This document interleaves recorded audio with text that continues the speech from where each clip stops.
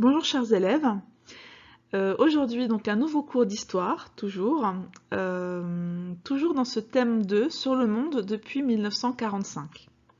Alors pour vous resituer les choses, on avait commencé ce chapitre avec cette caricature qui montrait un monde après la Seconde Guerre mondiale, totalement divisé entre deux grandes puissances, deux superpuissances même, les États-Unis et l'URSS. Leur affrontement, vous vous rappelez, n'est jamais direct, il n'y a pas de guerre qui éclate entre ces deux blocs, par peur notamment d'une guerre nucléaire, mais des affrontements réguliers dans différents domaines, c'est ce qu'on a appelé la guerre froide. Là c'est juste un rappel. Alors, à quel moment cette période de guerre froide prend-elle fin? Eh bien, ça va être assez progressif, mais on retient généralement la date de 1989, parce que c'est le moment où le mur de Berlin s'effondre. Vous vous rappelez, le mur de Berlin, c'était un réseau de fortifications, une limitation entre Berlin-Est et Berlin-Ouest, chaque partie de la ville étant contrôlée par un des blocs de la guerre froide. Je vous renvoie à votre cours sur la guerre froide, si vous avez oublié de quoi il s'agit. Et donc, depuis 1963, les Allemands étaient, les Berlinois étaient coupés en deux. Et en fait, toute l'Allemagne était également coupée en deux depuis la Seconde Guerre mondiale, entre une partie qui appartenait au bloc de l'Est et une partie qui appartenait au bloc de l'Ouest. En 1989, le mur tombe. Alors, comment est-ce qu'on arrive là? Eh bien, c'est le résultat d'une série de politiques mises en place par le chef de l'URSS de l'époque, Mikhail Gorbatchev, qui arrive au pouvoir en 1985.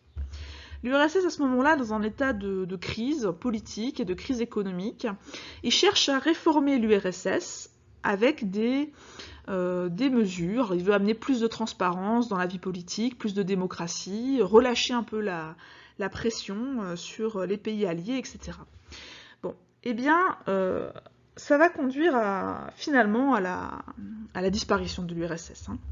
Alors par exemple pour le mur de Berlin, les Allemands apprennent que il est possible maintenant, il sera possible bientôt de passer la frontière sans être inquiétés, et ils se ruent sur le mur, commencent à le démonter, et en fait les troupes soviétiques n'osent pas réagir, ne savent pas comment réagir, et finalement les laissent faire.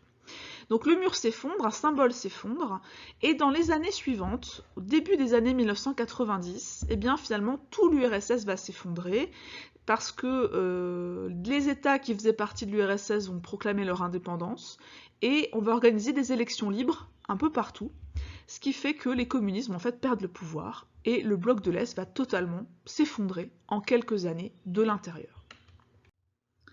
Vous avez ici une caricature qui illustre cela assez bien. Donc c'est un Français qui s'appelle Georges Million qui l'a faite au début des années 90.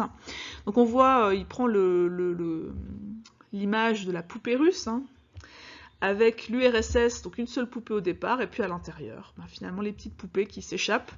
Donc on a le retour de la Russie, mais aussi de l'Ukraine, de la Biélorussie, de la Lituanie, Estonie, Lettonie, etc. Et vous voyez que chacun part dans des directions opposées. Le bloc s'effondre, les communistes quittent le pouvoir, des élections sont organisées dans chacun de ces pays, et ils deviennent des pays indépendants qui ne sont plus communistes. Aucun d'entre eux ne reste communiste. Ils deviennent tous, alors pas forcément des démocraties, ça va dépendre, mais en tout cas tous des pays de marché, des pays capitalistes. J'espère que je ne vous ai pas perdu. Voilà, c'était juste une introduction. Bon, donc il n'y a plus d'URSS, il n'y a plus de bloc de l'Est. Qu'est-ce qui reste? Les États-Unis. Bon, alors, je voudrais qu'on parte donc de cette caricature, là encore, qui est un dessin de Chapat, un dessinateur suisse, publié le 17 octobre 2006. Alors, qui est très très parlante. Alors, si on prend quelques instants pour la décrire, cette caricature, on a une représentation d'un Américain obèse assis sur le monde qui prend toute la place. Il est habillé avec, c'est une caricature d'Américain, la casquette, les couleurs des États-Unis, le t-shirt États-Unis, les baskets, et tient dans sa main, en guise de canette de soda, oil c'est pétrole, donc un baril de pétrole.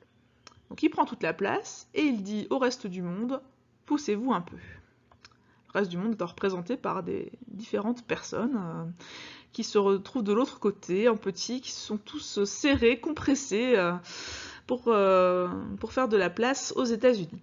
Alors quelle image ça donne du monde en 2006, du monde après la chute du bloc de l'Est?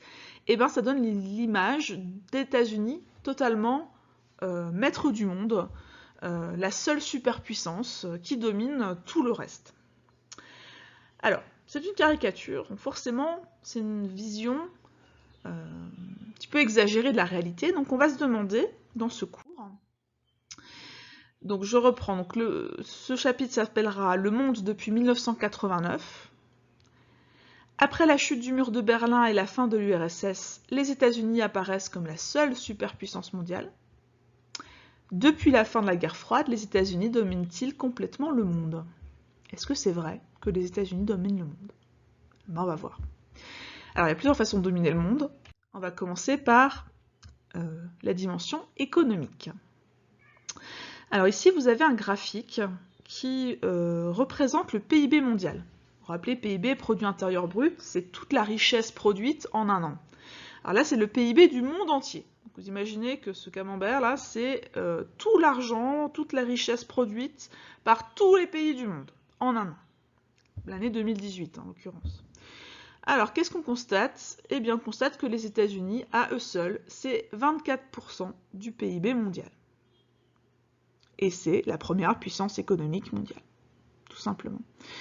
Alors, intéressant quand même, c'est que la Chine est plus très loin derrière, 22%, n'est plus très loin, mais alors ensuite ça s'effondre. Hein. Le Japon, qui est la troisième puissance mondiale, c'est environ 6% du PIB mondial. L'Allemagne, un peu moins de 5%. France, Royaume-Uni, Inde, on est autour de 3%. Italie, Brésil, Canada, 2%. Et puis tout le reste du monde, donc les presque 200 pays qui restent, eh bien, tous ces pays-là, c'est à peine, enfin, à peu près pareil que les États-Unis, hein, donc à peu près 26%, 26-27%. Bien. Donc, qu'est-ce qu'on constate? Au niveau économique, oui, les États-Unis dominent le monde. C'est la première puissance économique mondiale.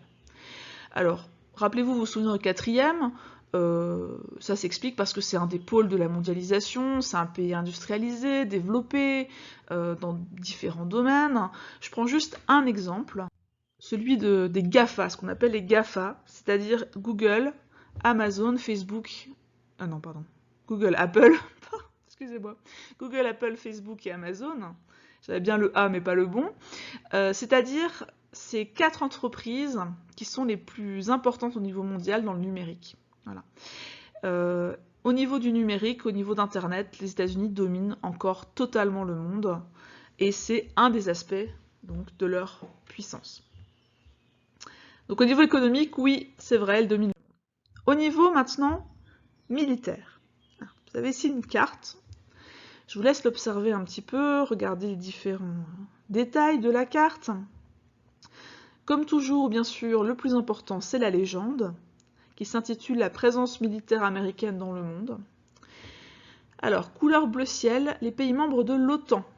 Vous vous rappelez, Organisation du traité de l'Atlantique Nord, qui avait été créée pour intégrer les pays d'Europe de l'Ouest dans une alliance avec les États-Unis et le Canada, notamment pour contrer le bloc de l'Est. Alors le bloc de l'Est a disparu, mais l'OTAN est toujours là. Donc, voilà. Autre allié des États-Unis, tous les pays qui sont en bleu-vert, comme ça, foncé. Donc c'est assez impressionnant, c'est-à-dire qu'il y a énormément de pays qui sont alliés aux États-Unis. Donc la plupart des pays d'Europe de l'Ouest, la plupart des pays d'Amérique du Sud, l'Australie, le Japon, la Corée du Sud. Vous avez aussi des pays dans le monde arabe, l'Arabie Saoudite, l'Égypte, le Sultanat d'Oman.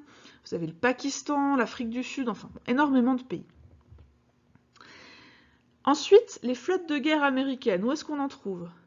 Eh bien, tout simplement sur tous les océans. Il y en a une dans l'Atlantique, une dans le Pacifique, 2 dans le Pacifique, une dans l'océan Indien et une en Méditerranée. Bon, donc présence absolument sur tous les océans. Base militaire américaine. Là aussi, vous voyez, c'est impressionnant. Ça va du nord du Canada jusqu'au sud de l'Australie. Sur tous les continents, il y a des bases américaines. Voilà. C'est un pays qui est capable d'intervenir militairement. Alors, parmi les interventions récentes, il y a l'Afghanistan, l'Irak, mais aussi des interventions plus ponctuelles en Colombie ou aux Philippines.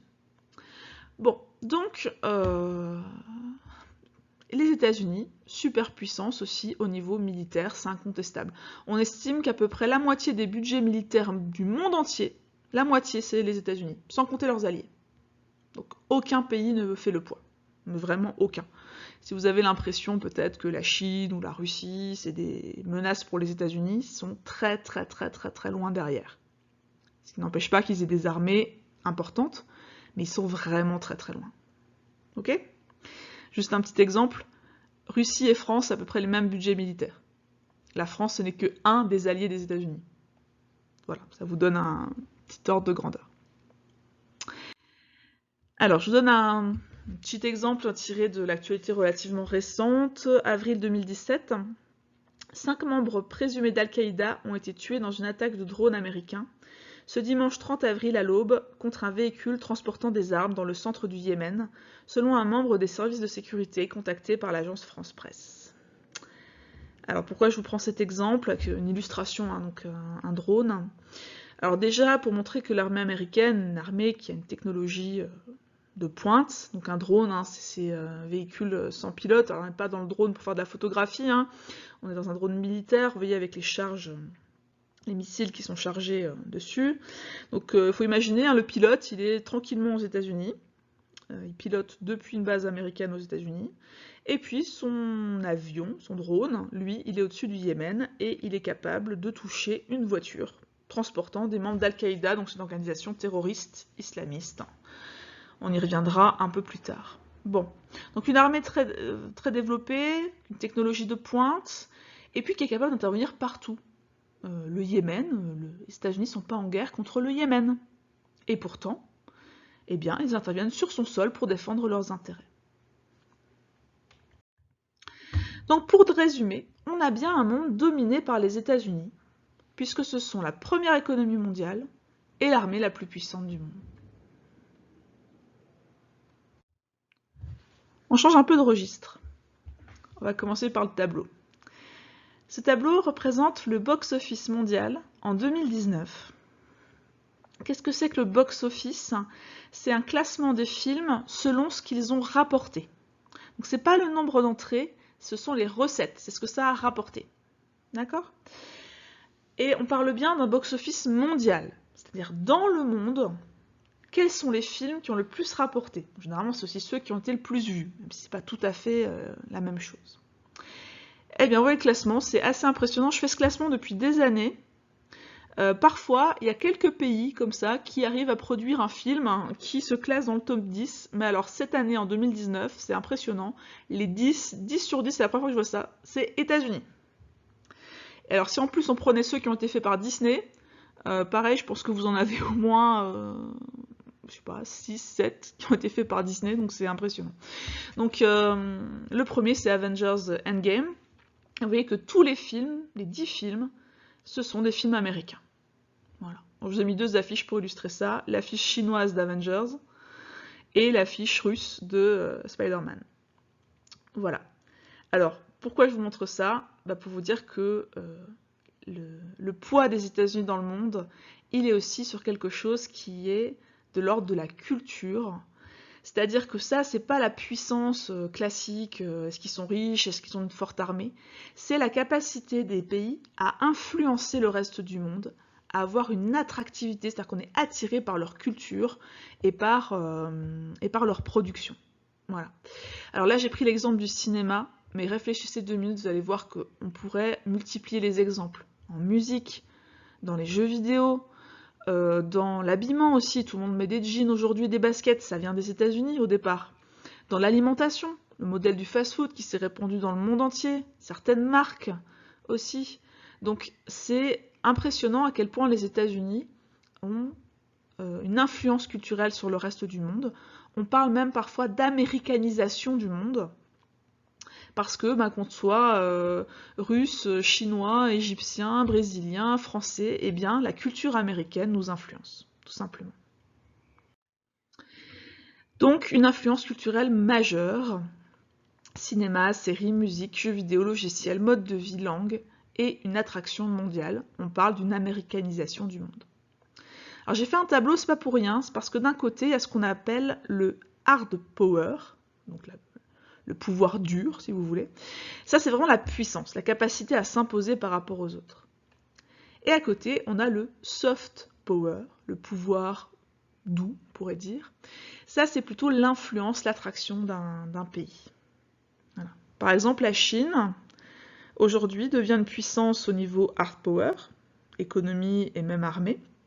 Par contre, l'influence culturelle reste modérée par rapport aux États-Unis. Vous voyez la différence? Voilà.